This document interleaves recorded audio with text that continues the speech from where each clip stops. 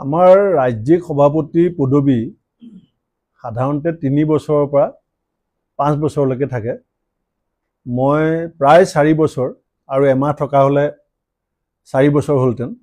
গতিকে আমাৰ দলে মোক 4 বছৰ ৰাজ্যখনৰ সংগঠনৰ আটাইতকৈ শীৰ্ষ পদত কাৰ্যনিৰ্বাহ কৰাৰ যিটো সুযোগ দিছিলে, তাৰ কাৰণে মই নিশ্চিতভাৱে আমাৰ অল ইণ্ডিয়া কংগ্ৰেছ কমিটিৰ সভাপতি শ্ৰীযুত মাল্লিকাৰ্জুন খাৰ্গে ডাঙৰীয়া, আমাৰ লোকসভাত বিৰোধী দলৰ দলপতি শ্ৰীযুত ৰাহুল গান্ধী ডাঙৰীয়া আৰু আমাৰ সাংগঠনিক সাধাৰণ সম্পাদক শ্ৰীযুত কে চি বেণুগোপাল ডাঙৰীয়া প্ৰমুখ্যে মই দলৰ নেতৃবৃন্দক কালিয়ে টেলিফোন যোগেও কৃতজ্ঞতা জনাইছোঁ আৰু আজিও মই আপোনালোকৰ জৰিয়তে কৃতজ্ঞতা জনাইছোঁ। দ্বিতীয়তে, মোৰ কাৰ্যকালত তৃণমূল পৰ্যায়ৰ পৰা, বুথৰ পৰা, জিলাৰ পৰা ৰাজ্যিকলৈকে আমাৰ যিসকল কৰ্মকৰ্তাই মোক সহযোগিতা কৰিলে, মই তেখেতসকলক কৃতজ্ঞতা জনাইছোঁ। অসমৰ সংবাদ মাধ্যমকো মই এটা কথাত শলাগ ল'ম যে ভাৰতবৰ্ষত বিৰোধী দলবিলাকে সংবাদ মাধ্যমক সদায় দোষাৰোপ কৰিছিলে যে সংবাদ মাধ্যম চৰকাৰৰ পক্ষত থাকে, কিন্তু মই এই কথা অকপতে স্বীকাৰ কৰিম যে বিৰোধী দলটোৰ সভাপতি হিচাপে মই যেতিয়া যি কথা কৈছিলোঁ সেয়া হুবহুভাৱে অসমৰ প্ৰত্যেকটো সংবাদ মাধ্যমে ৰাইজৰ সন্মুখলৈ লৈ গৈছিল। আৰু আমাৰ নতুন সভাপতি গৌৰৱ গগৈ ডাঙৰীয়াকো কালিয়ে মই অভিনন্দন জনাইছোঁ। আজিও মই তেখেতৰ লগতে 3গৰাকী কাৰ্যকৰী সভাপতিক অভিনন্দন জনাইছোঁ। আৰু মোক যিটো দায়িত্ব দিছে কেম্পেইনিং কমিটিৰ সভাপতি হিচাপে, মই নিশ্চিতভাৱে আগৰ পৰা আপোনালোকৰ আগত কৈ থাকোঁ যে কেন্দ্ৰীয় নেতৃত্বৰ যিকোনো সিদ্ধান্ত মই মানি ল'ম আৰু এই সিদ্ধান্ত মই মানি লৈছোঁ আৰু মোক যি দায়িত্ব দিছে সেয়া মই নিষ্ঠাৰে পালন কৰিম, সেই কথা নিশ্চিত। কালি মুখ্যমন্ত্ৰীগৰাকীয়ে কিন্তু এটা কথা কৈছে যে কিছুদিন পূৰ্বে আপুনি এখন ফ্লাইটত তেওঁৰ লগত একেলগে গৈছিল আৰু তেতিয়া কিন্তু তেওঁ কৈছে যে আপোনাক এপ্ৰিল-মে মাহত আঁতৰাই দিব বুলি কৈছে। আৰু মুখ্যমন্ত্ৰীয়ে কালি সেইটো কৈছে যে কংগ্ৰেছত সৰু মানুহৰ স্থান নাথাকে বা সৰু ঘৰৰ পৰা অহা মানুহৰ স্থান নাথাকে, যেতিয়া নিৰ্বাচন আহে তেতিয়া ব্লু ব্লাড যিবিলাক কংগ্ৰেছী থাকে তেওঁলোককে সেই দায়িত্ববিলাক দিয়া হয়। গতিকে মুখ্যমন্ত্ৰীৰ কথাটো সঁচা নে মিছা?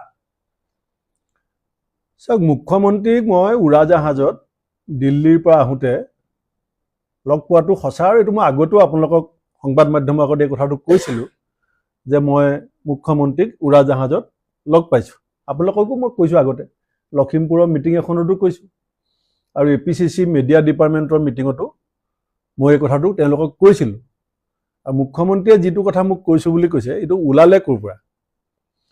তেখেতে মোক কৈছিলে যে তোমাৰ এনেকুৱা কি শক্তি আছে যে তুমি মোক মানে বগৰাই দিম বুলি পেলাই সদায় ক্ষমতাৰ পৰা বিজেপিক আঁতৰাম বুলি কৈ থাকা। তেতিয়া মই তেখেতক কৈছিলোঁ যে আপোনাৰ বিৰুদ্ধে ৰাইজৰ যিটো ক্ষোভ আছে সেইটো আমি ভোটলৈ পৰ্যবেক্ষিত কৰিম আৰু আপোনাক ক্ষমতাৰ পৰা আঁতৰাম। তেতিয়া তেখেতে মোক কৈছিলে যে তুমি এপ্ৰিল-মে মাহত তোমাৰ নিজৰ চকীখনেই নাথাকিব, গতিকে তুমি মোক কেনেকৈ আঁতৰাবা? তেতিয়া মই তেখেতক ক'লোঁ যে আপুনি কংগ্ৰেছৰ ভিতৰৰ খবৰ নাপায়, আপুনি যিটো মোক বাৰ্তা দিছে এইটো আপোনাৰ চ'ৰ্চটো উইক চ'ৰ্চ। তেতিয়া মুখ্যমন্ত্ৰীয়ে মোক কৈছিলে যে মোক আণ্ডাৰ এষ্টিমেট নকৰিবা। এইখিনিয়ে কথোপকথন। সেইখিনি মই নকওঁ, সেয়া আপোনালোকে যিহেতু সুধিছে যে এনেকুৱা কথা হৈছিল নেকি, প্ৰসংগটো ক'ৰ পৰা আহিছিলে মই এইটো কৈ দিছোঁ। সেইটো নহয়, সেইটো নহয়। মই প্ৰদেশ কংগ্ৰেছৰ সভাপতি হৈছোঁ। আজি মোক দিলেই ভাল, মোক আঁতৰাই দিলেই বেয়া, সেই ধৰণৰ দৃষ্টিভংগী মোৰ নাই।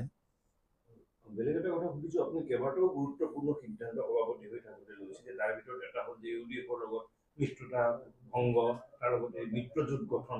এতিয়া আপুনি কেনেদৰে বিচাৰিছে, গোটেই বিষয়সমূহ কেনেদৰে আগুৱাই যোৱাটো বিচাৰিছে বা কি কৰিলে কংগ্ৰেছ দলৰ ভাল হ'ব?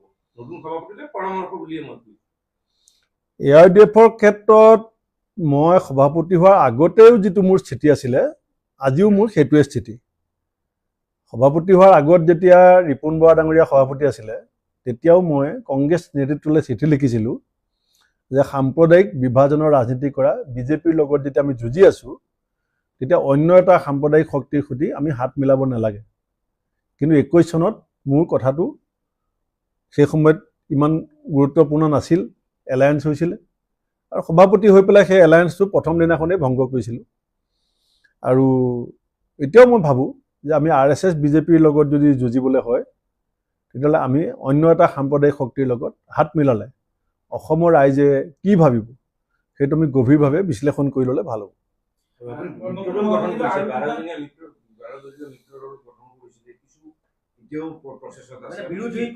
নাই, মই সেইটো যোৱা 15 তাৰিখে যেতিয়া কেন্দ্ৰীয় নেতৃত্বৰ মুখতে আলোচনা কৰিছিলে দলৰ এটা সম্ভাৱ্য ৰিচাপুলৰ সম্পৰ্কত, তেতিয়াও মই কৈছিলোঁ যে এলায়েন্সৰ প্ৰয়োজনীয়তা, BJP বিৰোধী মানুহখিনিক একত্ৰিত কৰাৰ প্ৰয়োজনীয়তা আছে।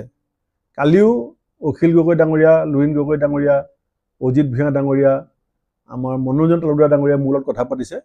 তেতিয়াও মই তেখেতসকলক কৈছোঁ যে আপোনালোকেও আন্তৰিকতাৰ প্ৰচেষ্টাটো অব্যাহত ৰাখক।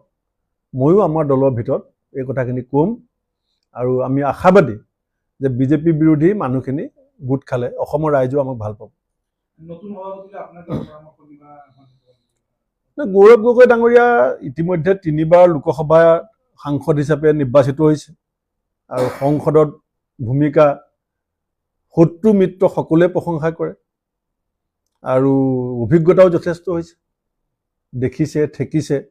গতিকে মই ভাবোঁ যে তেখেত সফল হ'ব আৰু সফলতা অকল কেন্দ্ৰীয় নেতৃত্বই নহয়, আমি সকলোৱে কামনা কৰিছোঁ। আৰু এটা কথা কৈছে, এতিয়া গৌৰৱ গগৈক যিহেতু সভাপতিৰ দায়িত্ব এই মুহূৰ্তত দিয়া হৈছে, গতিকে গৌৰৱ গগৈৰ লগত এই মুহূৰ্তত পাকিস্তানৰ এটা সম্পৰ্ক থকাৰ অভিযোগ বিজেপিয়ে বা মুখ্যমন্ত্ৰীগৰাকীয়ে আনি আছে। গতিকে এনেকুৱা এটা সময়ত কংগ্ৰেছৰ সভাপতি দি কংগ্ৰেছক বহু পিছলৈ লৈ গ'ল বুলি বিজেপিৰ বহু কেইগৰাকী মন্ত্ৰী বা বিজেপিৰ সভাপতিয়ে কিন্তু এই মুহূৰ্তত দাবী কৰিছে। গতিকে আপুনি কেনেধৰণে চাওক, এই ইছ্যুটো সম্পৰ্কত আমাৰ দলৰ জ্যেষ্ঠ নেতা প্ৰদেশ কংগ্ৰেছৰ প্ৰাক্তন সভাপতি ৰিপুণ বৰা ডাঙৰীয়াই আমাৰ যিটো দলীয় স্থিতি সেইটো অতি সুন্দৰভাৱে আপোনালোকৰ সন্মুখত ব্যাখ্যা কৰিছে। গতিকে এইটো মই তেওঁৰ ষ্টেণ্ডটোৱে আমাৰ চবৰে ষ্টেণ্ড, সেইটো অফিচিয়েল ষ্টেণ্ড, সেইটোত মই আৰু ক'বলগীয়া আছে বুলি নাভাবোঁ। আপুনি আৰু এটা কথা আপুনি যিটো সন্মুখীন হৈছিল যে সভাপতিক আঁতৰাবলৈ কংগ্ৰেছত এটা কুচকাৱাজ চলে, প্ৰতি সপ্তাহে কেম্পেইনিং কৰি থকা হৈছিলে মাজে মাজে। সভাপতি তেনেকুৱা সন্মুখীন নহওক, আপুনি কি বিচাৰে? চাওক, মই কোনোদিন সভাপতি হ'বৰ কাৰণে দিল্লীত ডেলিগেশ্যন পঠোৱা নাই আৰু মই কোনোদিনেই মোক সভাপতি ৰাখিবৰ কাৰণে কোৱা নাই। মই আপোনালোককে সাক্ষী, মই সদায় কৈছিলোঁ যে কেন্দ্ৰীয় নেতৃত্বই যদি মোক এটা হোৱাটছআপ মেছেজো দিয়ে মই দায়িত্ব এৰি দিম। আৰু মোক 15 মে'ত মোক মাতি নি পেলাই কৈছিলে যে আমি কিছু এনেকুৱা চিন্তা কৰিছোঁ। আপোনালোকে দেখিছে 15 মে'ৰ পৰা আজিলৈকে এই মুহূৰ্তলৈকে মই মনে মনে আছিলোঁ। তাৰ অৰ্থটো কি? মোক আপোনালোকেও বহুতে ফোন কৰিছিলে যে আপোনাক লগ পাব লাগে, কথা পাতিব লাগে। মই কি কৈছিলোঁ যে মই অকণমান আঁতৰি আছোঁ, বেয়া নাপাব। কিয় আঁতৰি আছিলোঁ? মই কেন্দ্ৰীয় নেতৃত্বক কথা দিছিলোঁ যে দলটো ভাল হোৱাৰ খাতিৰত আপোনালোকে যি সিদ্ধান্ত ল'ব মই মানি ল'ম। আৰু মই মানি লৈছোঁ বুলি কালি লগে লগে মই টুইট কৰিছোঁ। ৰাইজৰ মৰমত কথা আমি চৰকাৰক ক'ব পাৰোঁ। ভূপেন বৰাই ৰাইজৰ স্বাৰ্থত ৰাইজৰ কণ্ঠ হিচাপে, বিৰোধী দলৰ সভাপতি হিচাপে যিখিনি কথা চৰকাৰৰ সন্মুখত ৰাজহাড় পোন কৰি বুকু পিন্ধাই চৰকাৰৰ চকুত চকুত হৈ ক'ব লাগে সেইখিনি কথা কৈছিলোঁ বুলি মই দৃঢ়ভাৱে বিশ্বাস কৰোঁ। আপুনি সভাপতিৰ পদ গ্ৰহণ কৰাৰ সময়ত যথেষ্টখিনি প্ৰত্যাহ্বানপূৰ্ণ সময় আছিল আৰু সেইটো হয় যোৱা আপোনাৰ কাৰ্যকালতো আটাইতকৈ কংগ্ৰেছৰ আমি দেখা সংঘাতপূৰ্ণ সময়। তাতে কিছু পৰিৱৰ্তন আপুনি দেখিলেনে? আপুনি কি ক'ব, নিজে কেনেকৈ? এইখিনি সময়ত সংগঠন কৰিবলৈ যথেষ্ট সুবিধা আছে, কাৰণ এতিয়া মই যেতিয়া সভাপতি হৈছিলোঁ MLA টিকেট বিচৰা মানুহ বাদ দিয়ক, দলৰ পদবী ল'বৰ কাৰণে মানুহ নাছিলে। আপোনাৰ 17খন জিলা সভাপতিয়ে পদত্যাগ কৰিছিলে, 64টা ব্লকত সভাপতি নাছিলে, BTRত কংগ্ৰেছ শূন্য আছিলে। আপোনালোকে জানে কংগ্ৰেছে 20 বছৰ BTRত কণ্টেষ্ট কৰা নাছিলে। হাইলাকান্দি জিলাখনত কংগ্ৰেছ শূন্য হৈ গৈছিলে। এতিয়া 17খন জিলা সভাপতি পদত্যাগ, 64জন ব্লক সভাপতি পদত্যাগৰ মাজত ৰাজীৱ ভৱনত যেতিয়া মই যাওঁ, আপোনালোকে বহুতবাৰ নিউজ কৰিছিলে যে ৰাজীৱ ভৱন নিমাও মাও সভাপতি অকলে গাড়ীখন লৈ বহি আছে, এনেকুৱা নিউজ আপোনালোকে বহুত বজাইছিলে। এতিয়া এটা চবতছে ভাল কথা যে আপুনি দেখিব একেবাৰে কমেও 300 MLA এপ্লিকেশ্যন আমি এতিয়া পাম, একেবাৰে কমেও মই কৈছোঁ। গতিকে তাৰমানে 300 গৰাকী সেনাপতি সমষ্টি ভিত্তিক এতিয়া ৰেডি হৈ আছে, যোনে দলটোক নিজৰ নিজৰ জেগাত শক্তিশালী কৰিবৰ কাৰণে কাম কৰিব।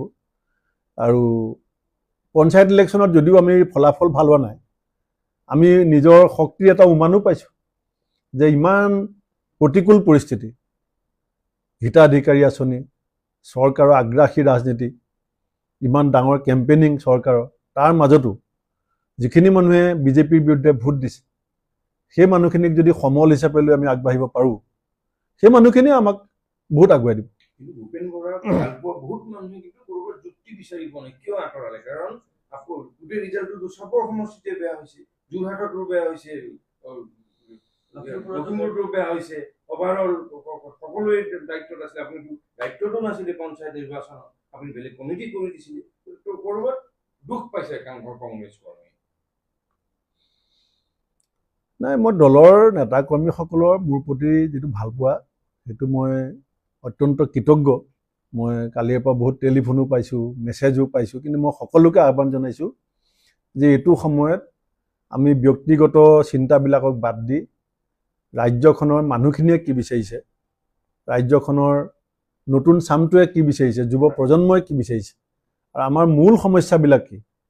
মূল সমস্যা মোৰ চকীখন নহয়, আমাৰ যিটো মূল সমস্যা আছে ৰাজ্যখনৰ, সেইবিলাক সমাধানত আমি কেনেকৈ আগভাগ ল'ব পাৰোঁ, সেইটো কাৰণে আমি এটা সংঘবদ্ধ প্ৰচেষ্টা আমি যোগাত্মকভাৱে চবেই ল'ব বুলি পেলাই মই আশা কৰিছোঁ। হ'ব, ধন্যবাদ। সভাপতি হিচাপে আপোনাৰ পৰিকল্পনা আছিলে, পুৱাৰ পৰা আপুনি এটা পৰিকল্পনা আগবাঢ়ি, এতিয়া আপোনাৰ পৰিকল্পনা কেনেকুৱা? এতিয়াতো চাওক, দায়িত্ব দলে দিছেই, প্ৰচাৰ সমিতিৰ দায়িত্ব দিছে, সেইটো আমি আলোচনা কৰিম দলত যে প্ৰচাৰ সমিতিয়ে কেনেকুৱা ভূমিকা হ'ব লাগে, চবৰে অনুমানো আছে। আৰু দ্বিতীয়তে ৰঙানদীত ইলেকশ্যন খেলিবৰ কাৰণে পৰিকল্পনা কৰিছোঁ, যিটো মই কেন্দ্ৰীয় নেতৃত্বকো জনাইছিলোঁ যে মোক যদি দলে একো দায়িত্বও নিদিয়ে তেতিয়াও মই জেগা এটা উলিয়াইছোঁ কাম কৰি থাকিবৰ কাৰণে। আৰু তেতিয়া দলে মোক কৈছিলে নহয় তুমি সমষ্টিও চাবা আৰু দলৰো কাম কৰিব লাগিব। এতিয়া মোৰ দুটা কামটো অলৰেডি আছেই, এটা ৰঙানদী, এটা নিৰ্বাচনী প্ৰচাৰ সমিতি, আৰু দুইটাতে নিষ্ঠা, সততা আৰু সৰ্বশক্তিৰে চেষ্টা কৰিম। ধন্যবাদ।